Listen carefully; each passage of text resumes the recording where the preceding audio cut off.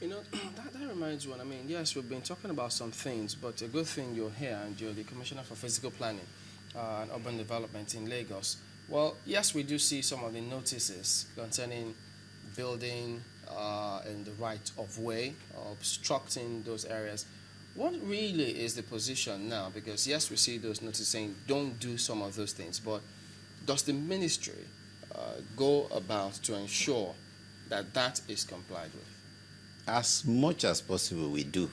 And oftentimes, even for PHCN itself, we have letters from PHCN.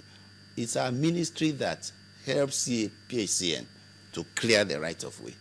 Oh, yeah, okay. because there are times that they notice that people have come, build without approval anyway, and then they get in touch with us, and we go serve the requisite notices and remove them. What do you do to people who build in the right of way and this happens to be in an estate?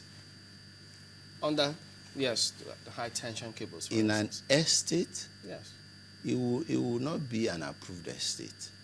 Private estate. No. If that private. In this case, right? Yes. You have it situated in the large expanse of land, and of course they could get approval to build in other areas, but some or one or two could just go under that. No, the law is clear. We remove them, except we don't know.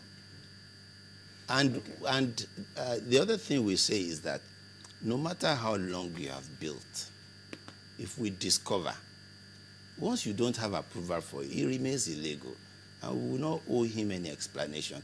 We'll just give the person notice to quit. Is there any excuse saying, look, I didn't know this was the right of way? Nobody told me. Know, the lawyers will say ignorance of the law is no excuse. Some of the issues that have been raised about this estate is the issue of to contribute to the flooding issues. And then the environmental impact assessment reports that nobody has seen it. The first question to ask is, what's the height of that estate? Whoever is saying it's going to contribute to flooding, what's the height of that estate? That place is 2.5 meters above sea level. And it's been sandfilled for how many years? We should have experienced that flooding.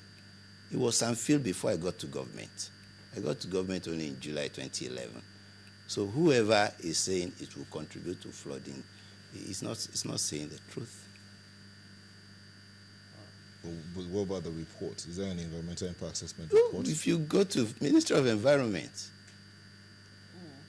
Also recently, just a little away from this, we also keep getting reports. Recently, there was a building collapse around Oron Shoki area. Yes. Is because I do remember that we've interviewed you once over building collapse. What can you tell us about that particular building collapse? The last one. Yes. It was because of bad construction. From time to time, we'll have people who try to beat the law. But truth is that you can't break the law. The law will rather break you. For those we have sufficient notice, we go there and stop them. In this case, we didn't have the notice that he was continuing. It was actually a building that had been sealed. And we expect that when buildings are sealed, people stop until we get information that a seal has been broken before we move back. But that's it. If they break the seal, do they break any law? Oh, yes. When a seal is broken, you have broken a law. So we would rather even not reseal again. We might be looking for you to arrest you. So How do you deal with regulation? I mean, because you talked about sealing, and because one would think that what you would do is you bring down the building after a while. No. It's a process. Okay. We start with a contravention notice, and then we have a stop work order. Of course, you may see the sign, the X mark. The X mark doesn't mean for demolition. The X mark is calling your attention. So we wait for him to bring his documents. If we don't get those documents in good time, we seal up. And then we wait for another number of days before we now move in and serve a demolition notice and wait for time. and demolish. Let's see if we could talk us through this image. Well, let's see if we could get it up here because yes, we see you come. There's some pictures here before us which talks about planning. Can we get that now? Okay. Tell us about this. Now, I don't know how much you can see, but I'm sure you can see the clover leaf, and then there is a road that is going on towards the northwestern side. Now, there are some pylons there that you can see. The green area, Okay. that green verge is the high tension cable area. So you will observe that there is no building under the high tension cable. Okay. So that happens to be by the left. It's by the left side as you are looking at this. Okay. And the distance to the road and to the building is how much? 20 Meters. 20 either way. meters on either side. Which area is this? This is Ilubirin. Oh, okay. This is the lagoon area. The lagoon area is what you are seeing, the northern side. And you say this has been like 2.5 meters above sea level? Oh yes, the sand filling is 2.5 meters above sea level. Yeah. Is there any challenge with this now, as we speak? No, Okay, work is going on. work is smoothly. going on. What's Have the you been able to estimate? reach out to the minister to at least explain, you know, just what's going on there? No, I haven't. The minister didn't reach out to us. The minister was here and reached out to the world.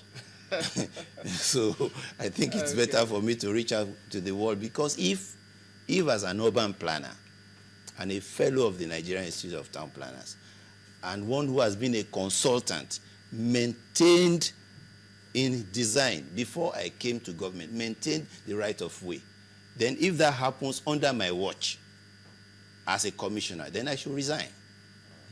Okay, we will forward the inquiries from people who have just some gray areas they like to get clarifications on, but unfortunately we can't take them now because we're out of time. We've been speaking with Mr. Tunyi Ayinde, who is the Commissioner for Planning, Physical Planning and Urban Development in Lagos. Thank you for coming on this morning. Welcome. It's my pleasure. Okay, well that's it today on Sunrise Daily. We thank you all for watching.